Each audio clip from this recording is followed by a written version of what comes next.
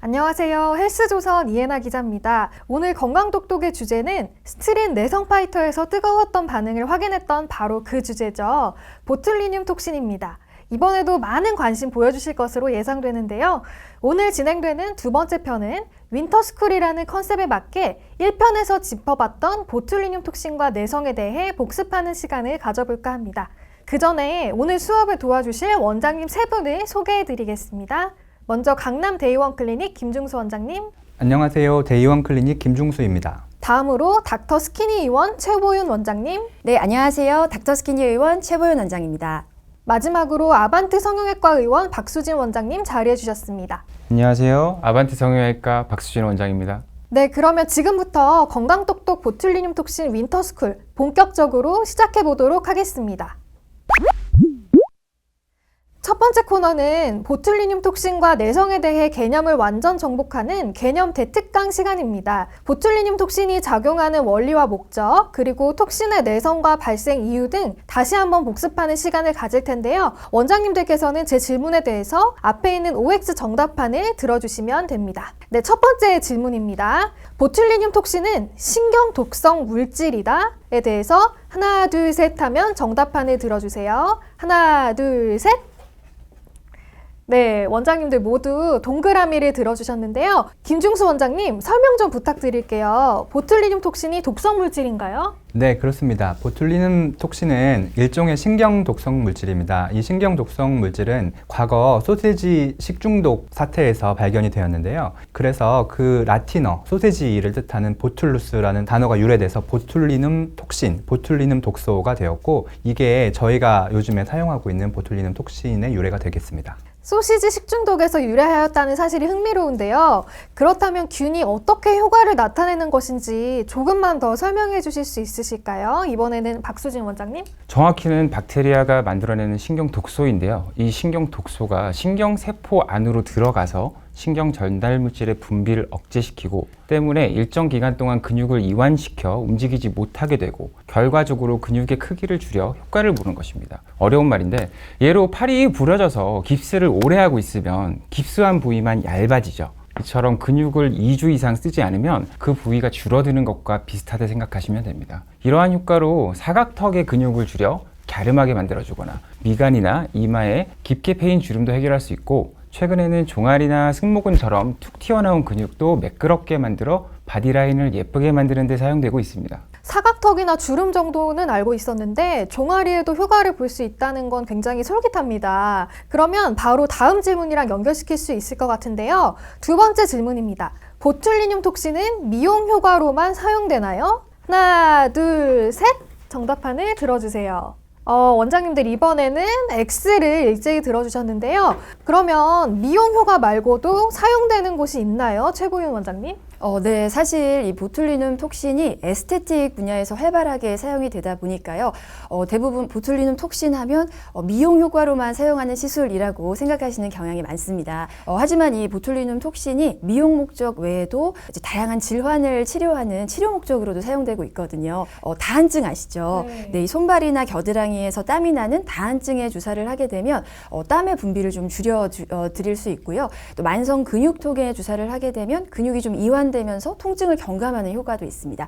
그 밖에도 이제 편두통이나 또 과민성, 방광 등 다양한 질환을 치료하는 목적으로도 사용이 되고 있는데요.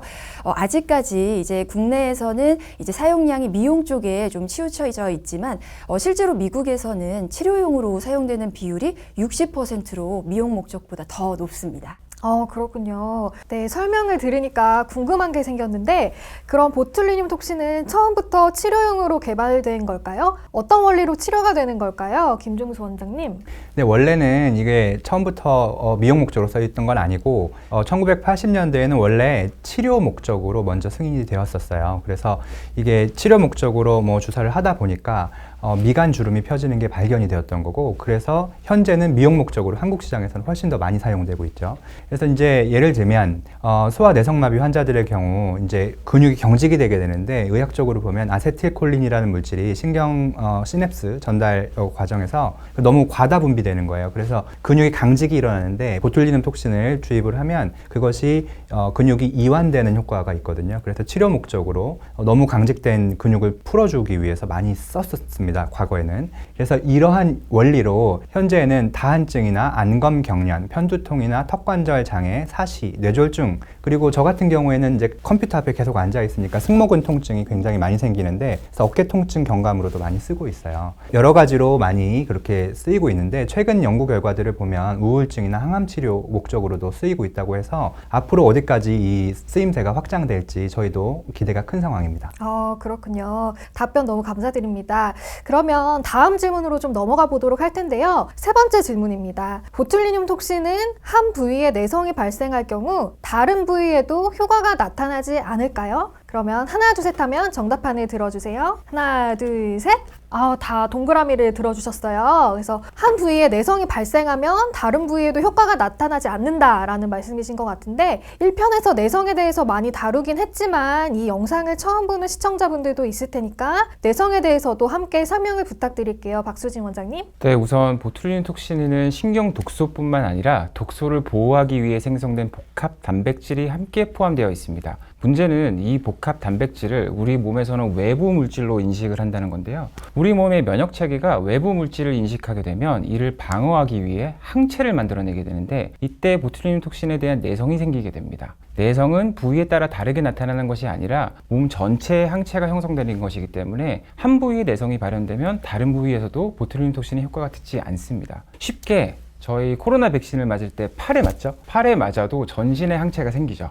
이처럼 이번 달에는 이마에 시술하고 다음 달에는 턱에, 그 다음 달에는 미간에, 이런 식으로 매달 코로나 백신 부스터샷을 맞는 것과 동일한 효과를 주게 됩니다. 따라서 내성이 한번 생기게 되면 미용 목적뿐만 아니라 치료 목적으로도 활용하고 싶을 때 효과를 줄 수 없기 때문에 내성이 주의해야 하는 것입니다. 그렇겠네요. 치료 목적으로 꼭 보툴리눔 톡신을 사용해야 할 때 사용을 할 수 없는 그런 상황이 발생할 수도 있겠군요. 그러면 보툴리눔 톡신에 대한 내성이 발현할 경우 되돌릴 수 있을까요? 이것도 되게 궁금한데 정답을 한번 알아보겠습니다. 제가 하나, 둘, 셋 하면 정답판을 들어주세요. 하나, 둘, 셋. 다 이번에는 세모를 들어주셨는데, 그러면 내성이 생겨도 되돌릴 수 있는 것인가요? 최보윤 원장님? 네, 사실 이 부분에 대해서는 환자분들마다 다 다르게 나타나기 때문에 정확하게 그렇다 혹은 아니다라고 답변 드리기가 어려운데요. 이 내성이 발생하는 원인은 아까 박수진 원장님께서 설명해 주신 것처럼 이 복합 단백질이 될 수도 있지만요. 또 보툴리눔 톡신을 얼마나 투여했는지 그 투여 용량이라든지 투여 간격, 그리고 환자별로 면역학적 특성에 따라 다 전부 다르게 나타나기 때문입니다. 실제로 이 보툴리눔 톡신에 대한 내성이 한번 생기고 나서 어느 정도 기간 이제 투여를 중단했더니 다시 치료에 반응을 하더라라고 하는 이 치료 휴식기에 대한 연구가 많이 이루어지고 있는데요. 그 결과가요, 개인차가 너무나 크기 때문에 이 치료 휴식기, 그러니까 몇 년을 쉬면 다시 반응이 돌아오더라, 이거는 알 수가 없다라는 게 결론입니다. 즉 내성은 한번 생기면 언제 다시 돌아올지는 알 수가 없으니까요. 무엇보다 중요한 것은 이 내성이 생기지 않도록 미리미리 관리를 하는 것이 중요하겠습니다. 그렇군요. 그러면 내성이 발생하기 전에는 관리가 가능한 건가요? 김중수 원장님? 네, 그렇습니다. 내성이 생기지 않도록 하기 위해서는 권장 용량과 권장 투여 주기를 잘 지키는 것이 무엇보다 제일 중요합니다. 보툴리눔 톡신에 대한 내성은 용량이 고용량일수록, 그리고 투여 주기가 짧을수록 많이 생기게 됩니다. 그래서 내성 발생 원인으로 아까 박수진 원장님께서 말씀해 주신 복합 단백질을 신경 독소로부터 분리해서 순수한 신경 독소만 남긴 제품을 처음부터 사용하는 것이 좋다고 생각이 됩니다. 주기적으로 보툴리눔 톡신 시술을 받는 환자라면 이러한 제품을 처음부터 고려해 보시는 것도 좋은 방법이 될 수 있습니다. 네, 보툴리눔 톡신은 단순히 미용을 위한 시술 정도로 생각하셨던 분들이 많을 것 같은데, 오늘 원장님들께서 굉장히 많은 이야기를 해주셔서 보툴리눔 톡신의 치료 효과나 그리고 내성을 주의해야 하는 이유까지 다시 한번 짚어볼 수 있는 시간이었습니다. 그러면 이어지는 다음 편에서 보툴리눔 톡신 시술 똑똑하게 받는 법에 대해 알아보도록 하겠습니다. 감사합니다.